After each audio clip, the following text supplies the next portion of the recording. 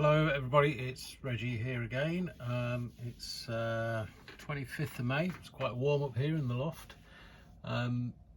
You may remember a few months ago I showed you these East Midlands coaches that I'd had on back order from Cheltenham Model Centre, and I was waiting for the HST, East Midlands HST, to arrive.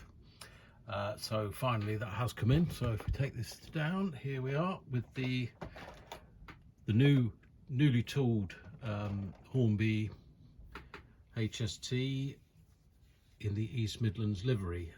So I live a few hundred yards from the Midland main line, and I used to see these up and down the line very often until they went out of service, and the livery's changed on EMR, etc. now. So yep, finally arrived. This is the new version, the new tooled version with some extra features. So I'll get it out of the box, still in the traditional packaging that all the HSTs come in. The number is, if anyone's interested, R30219, East Midland Trains Class 43 HST, and it is 43049 Neville Hill and 43060. So we'll get these out of the bag, out of the box, and get into and get some decoders put in and have a look. Just take a moment to look at the instructions. They've been greatly improved on the normal Hornby offerings. So information on running hints, etc., lubrication as always, the body removal, which is the same as the previous ones. There's 4 screws that hold the body on, but there's also a lot more information about fitting accessory parts, about the running fitting of the decoder. One new addition on this locomotive is motorized fans, which we'll have a look at. Basic setup, decoder driving tips. So the manuals are a lot better than previous ones that you'd get with Hornby, so that's pretty good. And then looking at the actual loco itself, this is the power car. Let's get that in. External wise, doesn't look much different to all the previous releases. The livery application is excellent as usual.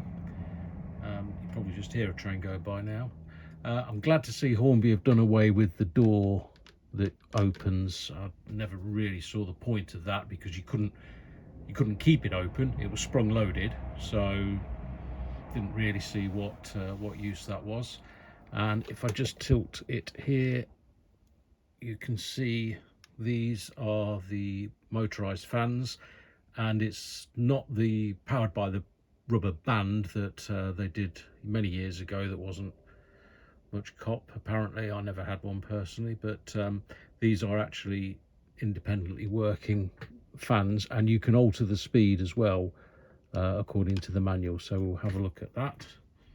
But yeah, nice looking model, and a good addition to the fleet. Decoders, I've just bought a couple of the Rails Connect 21 pin 6 function decoders, just the basic ones. I did think about fitting the new HDMI Hornby decoders, but I've got the ECOS. I don't really want to start running 2 systems, so I thought I'd just stick with an ordinary decoder setup for now that works through the ECOS. Maybe I'll get sound decoders at some point, but not at the moment. These were on back order with Cheltenham Model Centres, and it's £326 for the HST pack, so it's a lot of money. And then if you start adding sound decoders as well, you know, you're talking over £500 by the time you're finished, something like that. So I thought just have ordinary decoders for now. What I'll do now is we'll get the body off. Like I say, there's 4 screws to this side and to this side, so we'll get it in the cradle, get the body off and have a look. One thing with these compared to the old ones where you could just remove the body and take it clear, Hornby do say in the manual that when you take the body off, there are, where is it, there are cables connecting the lighting functions and the fan, I assume. So you just have to be careful when taking that off, not to just try and pull it straight off and away. So get it in the cradle and get the body off. Okay, so I'm just going to undo the first screw.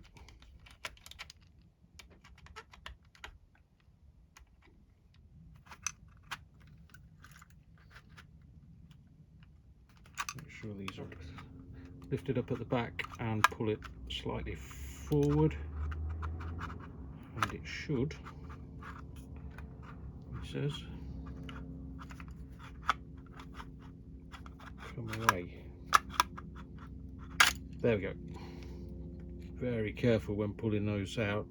In fact, a wire has come off when I pulled it, so I can see a wire's just come off there. A little bit of soldering is needed there, so yeah, be really careful.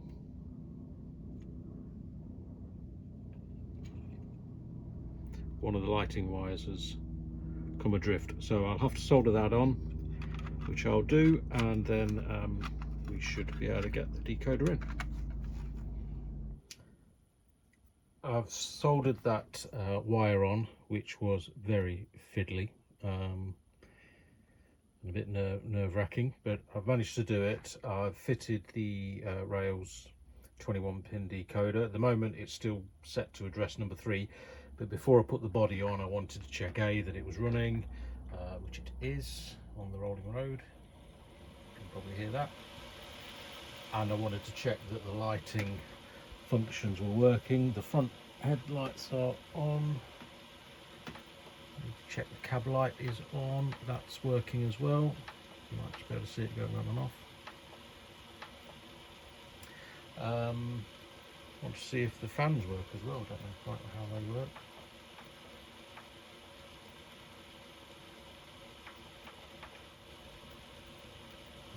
So the fan will turn on at 30% locomotive speed, so if we turn it up,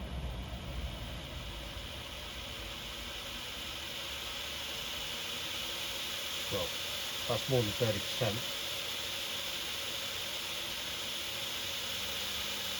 And at the minute, nothing's happening.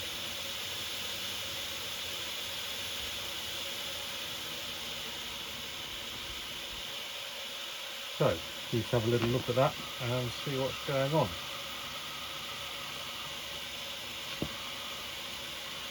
I will be back.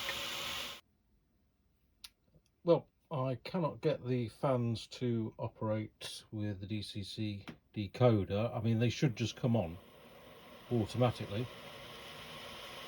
There's no function for them as far as I can tell reading the manual. They should just come on now. I tried the dummy car and this car under on DC control, put the blanking plug back in, and they worked in the dummy car and in this car. But another problem I've got, which I've had before on these HSTs, is 2 of these dummy car bolts won't actually come out. They're very stiff, but you just keep turning them and they don't actually unscrew. So I'm reluctant to try and force them.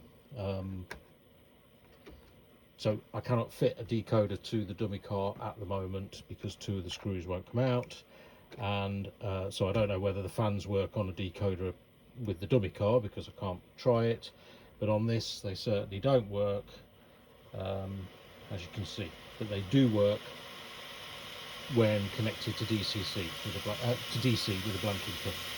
So I'm going to get on to Cheltenham Models shop tomorrow morning and have a word with them, and I'm going to have to return these as far as I can tell, because A, the fans don't work, B, can't get the body off. So I'll let you know what happens.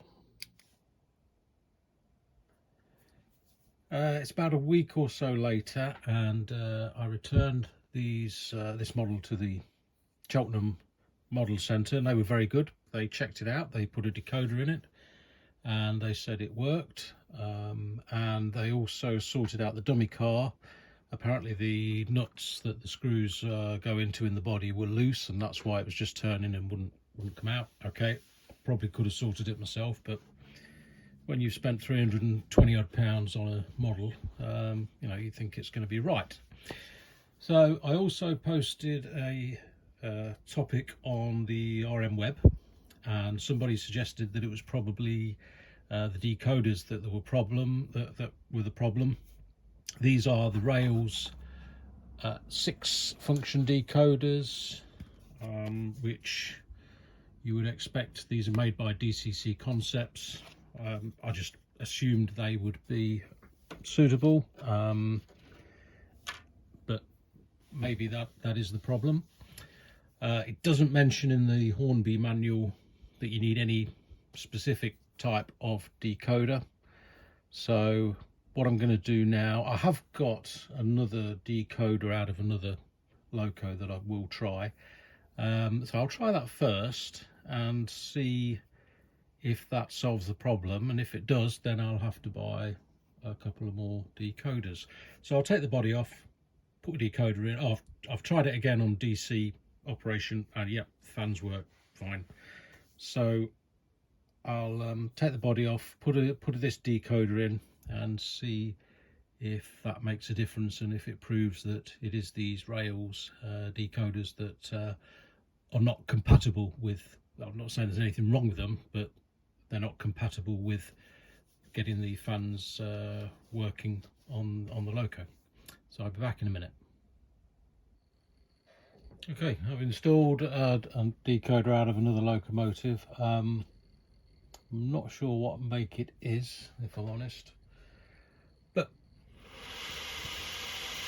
still no fans. So I don't know.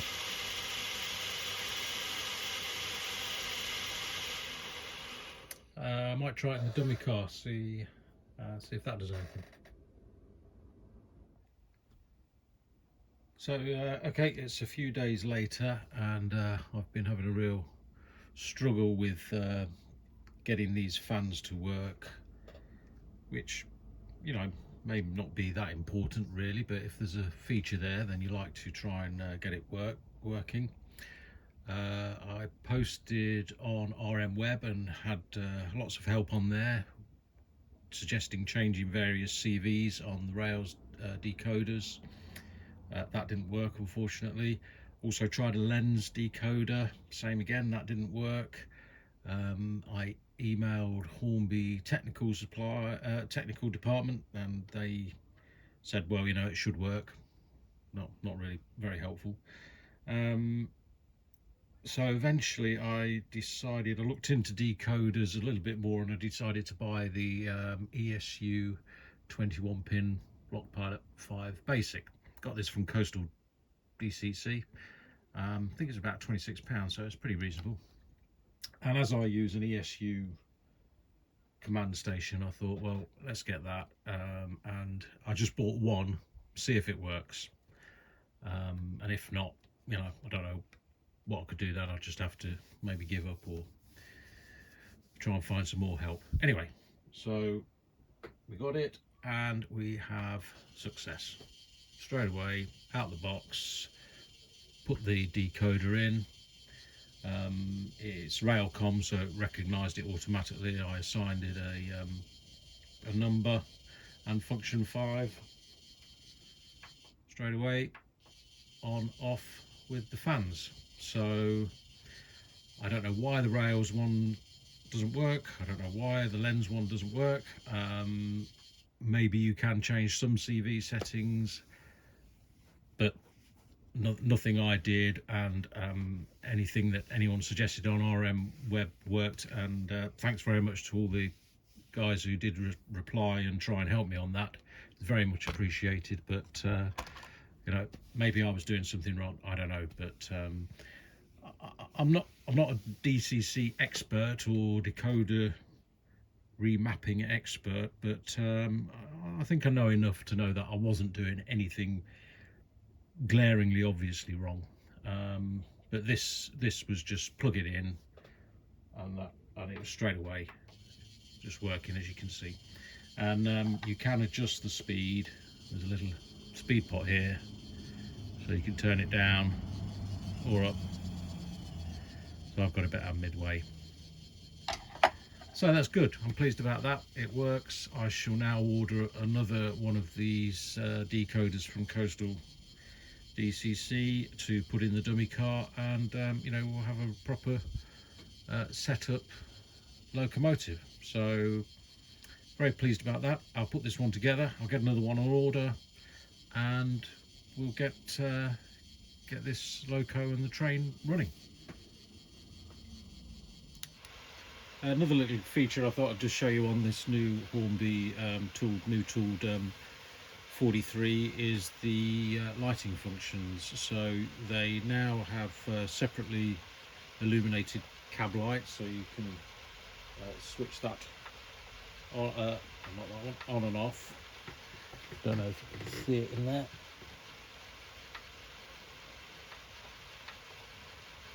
Probably not. I don't know whether that's showing up on the camera. And also day and night running lights. So that's quite good. So we're on, cab light, day and night. So that's something that the older HSTs didn't do. I think the cab lights came on with the lights and that was it, and there was only one setting for the lights. So that's quite a good improvement. And let's just have a little look at the fans. Rotating if you can. So they actually look like they're going a lot slower on camera than they are actually, but you can adjust the speed anyway. But at least they're working now. It's been a few days. It's been quite hot here this week, so I've not really been in the loft, but the other ESU decoder arrived from Coastal DCC. So I fitted that to the dummy car, and I just thought I'd show you how I set up the decoders on this particular one. So as I'd already programmed 43049, which is the running car, so I gave the dummy car a new number, 43060, as you can see on here on the ECOS. So they've each got their own address, which will operate them separately. If I you know, just press these here. But then what I did was I've set them up as a consist. So on a consist, both locos are linked, as you probably know. If I have a look here, see if this is the consist screen on the ESU, and you basically pick a locomotive from this side and you move it over to the consist, which is this side. So you pick two locos out, and then that's how you create a consist. So that's what I've done. So I've created a consist for both the running motorized and the dummy car. So now they both operate together off this one this one symbol. So I can actually take these off the screen. I don't need those anymore. So now if I click on there, put the lights on, so whichever the direction is, the correct tail or headlights will be on, cab lights, etc. And also the fans, the all important troublesome fans, they come on both as well. If I wanted to set them up, if I wanted to start them separately, then I'd have to go back to each individual decoder address symbol, you know, on here. But when they're on a consist, they'll work together. So okay, it's been a bit of a long old drag getting this sorted out, but there you are, it's been done now. So I'll leave it at that, and what I'll do is we'll just put a few shots up of this running, and thanks very much for watching. Thanks very much if you've subscribed or left a comment, much appreciated, and I shall see you next time.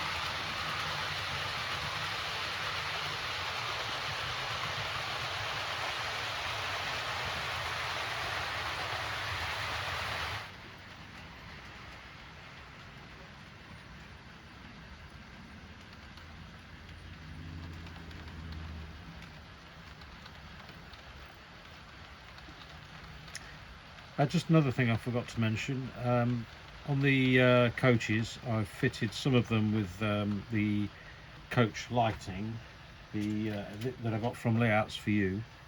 It's the one that works on the reed switch in the battery. So if you are off and on, and there's a battery in this compartment over here.